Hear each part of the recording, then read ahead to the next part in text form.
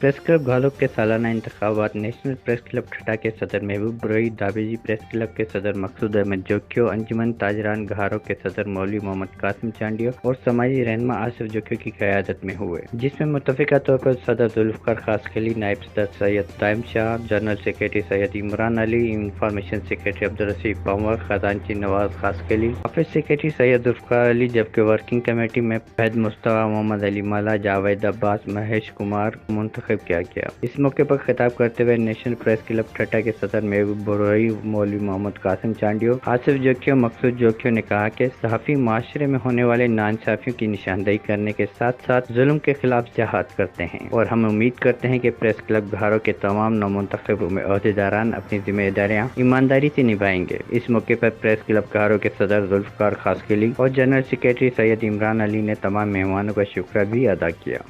camera مین team کے ساتھ report حق نواز چانڈیو، TN